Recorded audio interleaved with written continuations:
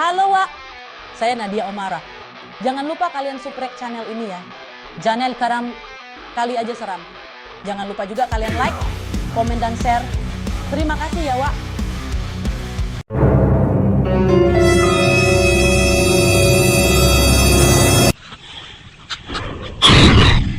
Kali Aja Seram.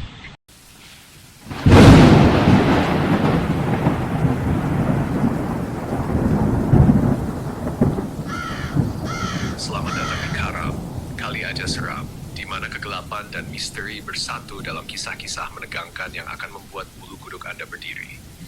Saya Mr. Randy, dan malam ini kita akan menyelami cerita-cerita yang bersembunyi di balik bayang-bayang, tempat di mana tidak ada yang seperti yang terlihat. Bersiaplah untuk menguji keberanian Anda dan memasuki dunia yang penuh dengan kejadian aneh, hantu, dan rahasia gelap. Pastikan lampu Anda mati dan selimut Anda rapat, karena cerita kita malam ini akan membawa Anda ke dalam perjalanan yang menakutkan.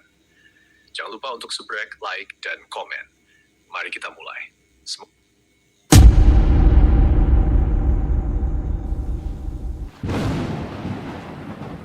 Nyasar di hutan terlarang, cerita horor Mr. Randy, pendakian Gunung Salak yang misterius.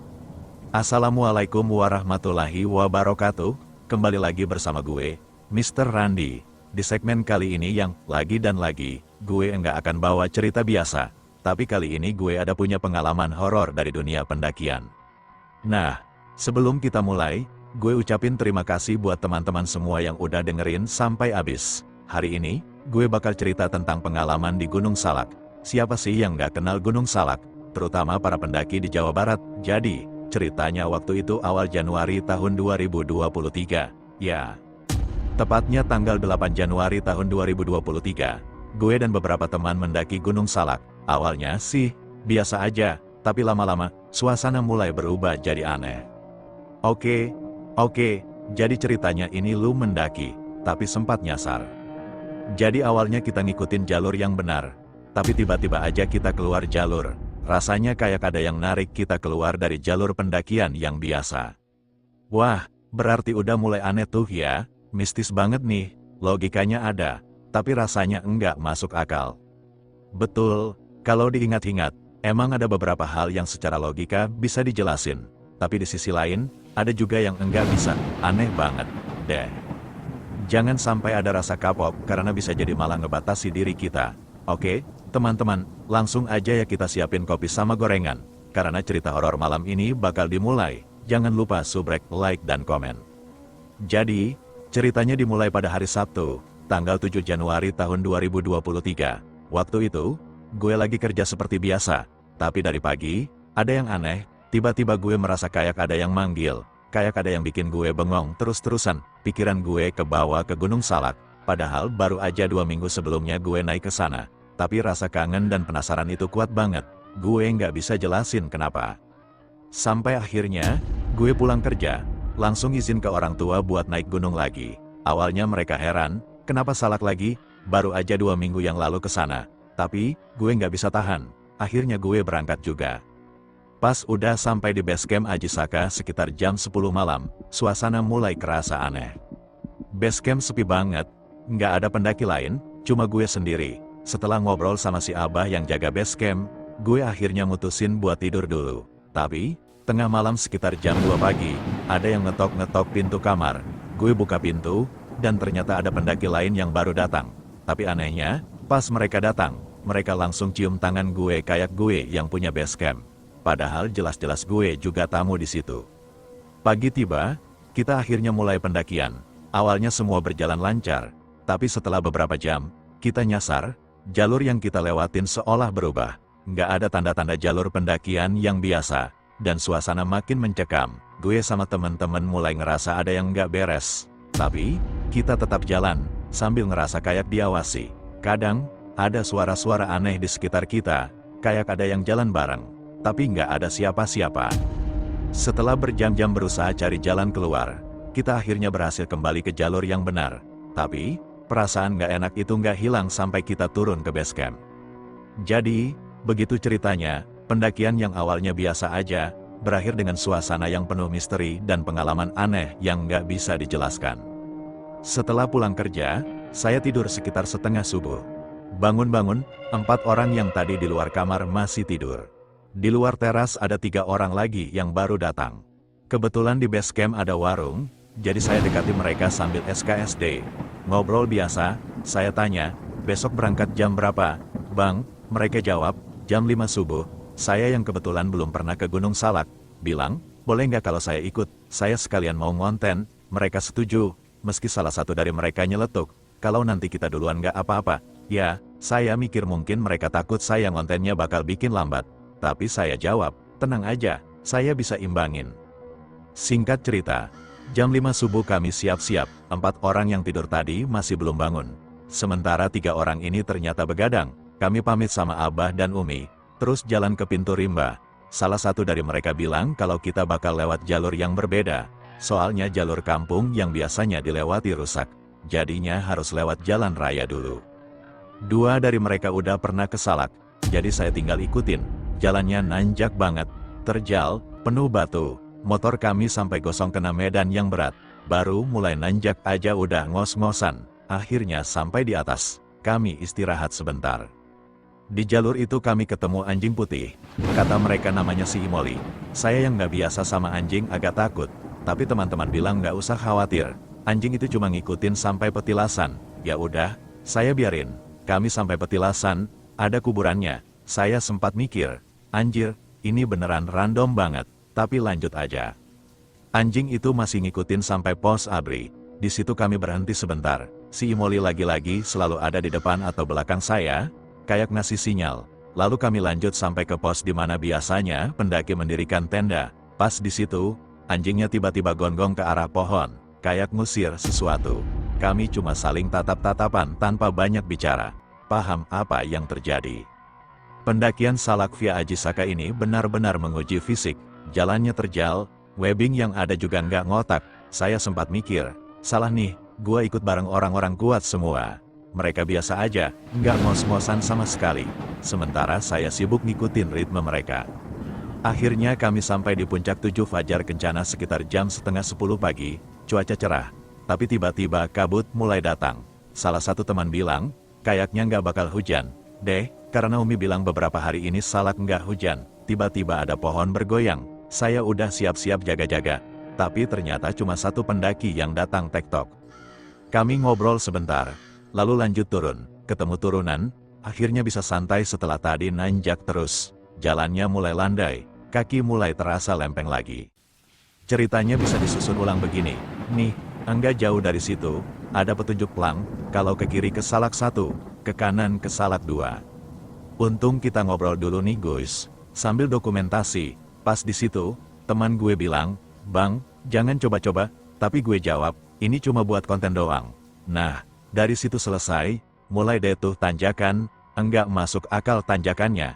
Gue mikir, wah, ini tanjakan apaan nih? Akhirnya gue putusin buat enggak ngonten dulu. Gue tutup sampai di tempat yang memungkinkan gue ambil gambar. Padahal, kalau logikanya gini, Bang, gue kan enggak sendiri, ada teman. Harusnya gue bilang, lu duluan deh, rekamin gue. Tapi karena gue orangnya enggak enakan, jadi ya udah, gue enggak mau mikir.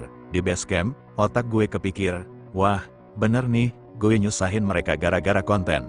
Akhirnya, setelah beberapa tanjakan dan webbing, ada satu tanjakan curam penuh batu.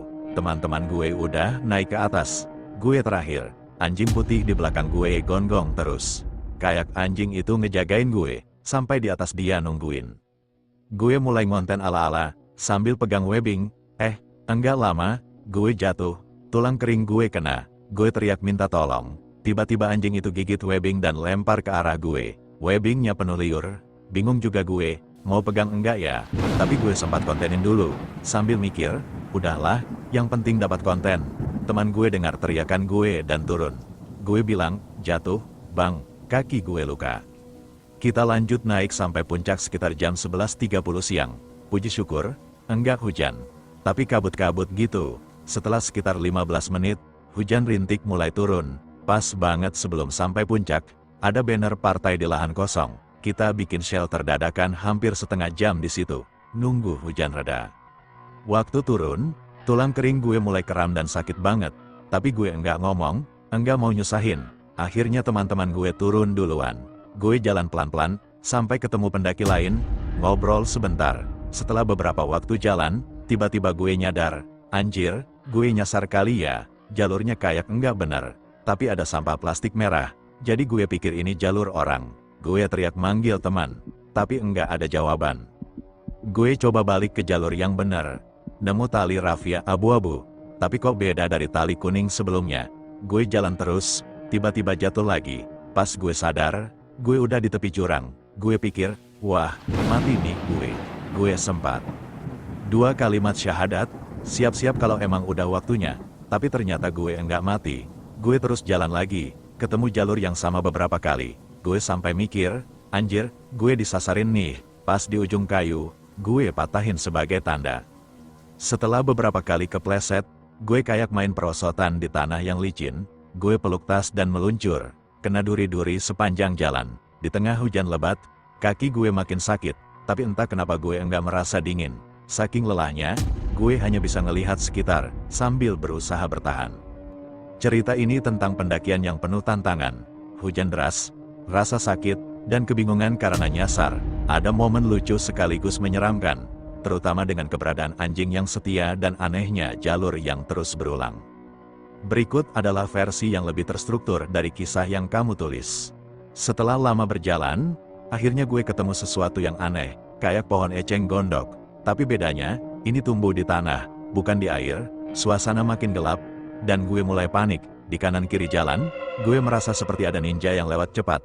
Tapi gue mikir, udahlah, ini gue mungkin udah kena hipotermia. Pikiran gue campur aduk, antara mistis atau gue cuma kecapean. Gue ngelanjut jalan, sambil berdoa, ya Allah, kalau emang gue harus nginap di sini, tolong cukupi kebutuhan gue. Gue tersesat di hutan yang rapat, hujan turun, dan gue hampir kehabisan makanan. Gue juga nggak peduli apakah daun yang gue lihat beracun atau enggak. Pokoknya gue jalan terus. Tiba-tiba gue dengar azan di kuping kiri gue, dan gue mikir, oh, udah ketemu waktu asar. Gue lihat jam di HP, ternyata udah jam 14-an. Gue ikutin suara azan itu sampai gue ketemu jalur lagi. Tapi azannya hilang. Gue terus jalan sampai nemu pohon pisang. 1, 2, 3, sampai 5 pohon, dan akhirnya gue nembus ke lapangan luas. Di lapangan itu, ada 2 gubuk, dan gue mikir, wah, ada kehidupan. Gue ambil jalur kiri, dan hutan di sekitar gue makin rapat. Gue balik lagi, tapi nggak lama, gue dengar suara azan lagi. Gue ikutin arah suara itu sampai nemu semacam kali yang setengah kering dengan batu besar di tengahnya. Gue ngerasa familiar sama tempat ini, tapi di satu sisi gue bingung. Gue merasa seperti orang yang kena jebakan pikiran. Kabut tebal mulai mencair, dan di seberang sungai, gue lihat pipa panjang. Gue ikutin pipanya sampai nemu jalan berbatu yang kayak jalur warga. Rasanya senang banget karena jalur itu kayak di daerah Pasir Rengit, tempat asal gue. Gue lanjut jalan sampai nemu tenda merah, dan gue teriak minta tolong. Pas gue dekati tenda, gue lihat ada 3 orang di dalam, 2 cewek dan 1 cowok. Mereka nawarin gue makan, tapi gue merasa aneh karena tenda mereka terlihat kosong. Nggak seperti tenda pendaki biasa. Gue tolak tawaran mereka dan bilang, gue cuma mau tanya arah ke petugas. Gue terus jalan, sampai akhirnya dapat sinyal di HP dan sempat bikin live Instagram, walaupun HP gue langsung ngeblank. Setelah beberapa lama jalan lagi, gue ketemu pos dan disambut dengan ceceran pertanyaan. Gue jelasin kalau gue pendaki yang tersesat, tapi mereka kayak marah-marah. Untungnya, ada yang menenangkan dan akhirnya gue diantar balik ke pintu rimba. Di sepanjang perjalanan, gue ngobrol dengan ojek yang baik hati, sampai akhirnya gue sampai di motor gue. Sesampainya di base camp, gue cerita ke teman-teman dan pihak base camp, termasuk si Umi, yang bilang kalau jalur yang gue lewatin itu udah lama ditutup. Menurut Umi, gue bisa lolos dari kejadian ini mungkin karena doa orang tua gue. Dia juga menekankan betapa pentingnya pamit sama orang tua sebelum melakukan hal-hal berisiko seperti ini. Singkat cerita, jadi, intinya itu sih, lu harus paham kalau pengalaman mendaki gunung itu bukan sekedar soal fisik aja, tapi juga soal mental. Apalagi kalau udah kejadian kayak gua waktu di Gunung Salak. Nyasar, ya, itu bukan karena mistis, tapi karena kecerobohan sendiri juga. Enggak konsentrasi, enggak jaga komunikasi sama tim, malah jadi egois. Untungnya, gua bisa selamat, walaupun udah deg-degan banget. Apalagi kalau ingat doa nyokap gua. benar-benar restu orang tua itu penting banget. Pesan penting, buat teman-teman pendaki, yang namanya restu dari orang tua itu jangan dianggap remeh. Itu yang utama sebelum berangkat, selain persiapan fisik dan mental. Sama, jangan lupa jaga lingkungan kita, jangan merusak, dan selalu respek sama alam. Gua udah ngerasain sendiri, kalau kita sembarangan atau gak fokus, bahaya banget di atas sana. Ngomongin galau, oh iya, soal galau, ya emang kadang kita naik gunung buat ngilangin galau, nyari ketenangan. Tapi ingat, galau itu jangan dibawa ke gunung sendirian kalau belum siap, hehe, bisa-bisa malah nambah masalah kalau enggak hati-hati. Itu sih cerita gua, sekian dulu dari gua, dan ingat, pengalaman mendaki gunung itu bukan cuma soal fisik, tapi lebih ke mental dan spiritual juga. Tetap jaga diri, jaga alam, dan jangan lupa minta restu orang tua. Penutup, semoga cerita ini bisa jadi pelajaran buat teman-teman yang suka mendaki. Jangan anggap remeh hal-hal kecil, terutama komunikasi sama tim dan restu orang tua. Terima kasih udah dengerin cerita gua. Sampai ketemu di cerita-cerita berikutnya.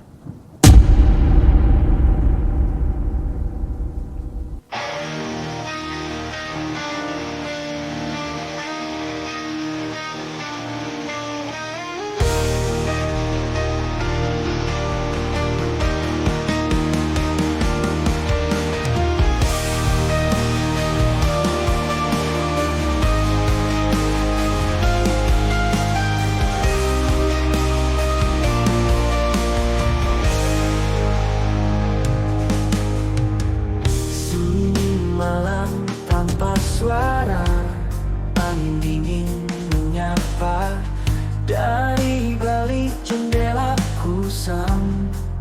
Bayangan hitam melintas, hantu di dalam mimpi, mengintai tanpa henti. Malam ini aku tak sendiri, ada dia bayangan sepi. Ketika bulan sembunyi dalam gelap, ku tak bisa lari. Langkah berat menghantui di lorong sunyi yang tak bertepi. Hantu di dalam mimpi, mengintai tanpa henti. Malam ini aku tak sendiri, ada dia bayangan sepi.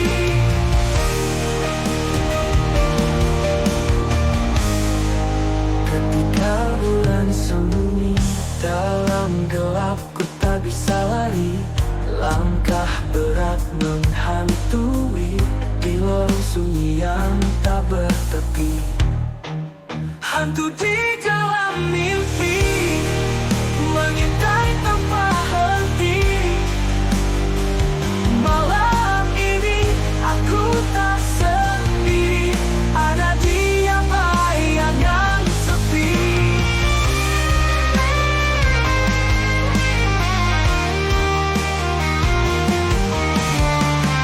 Bisikan dari kegelapan menyebut namaku perlahan. Aku terperangkap tak berdaya dalam bayangan yang tak nyata. Hantu di dalam mimpi, mengintai tanpa henti. Malam ini aku tak sendiri, ada dia bayangan sepi. Sunyi kembali melingkup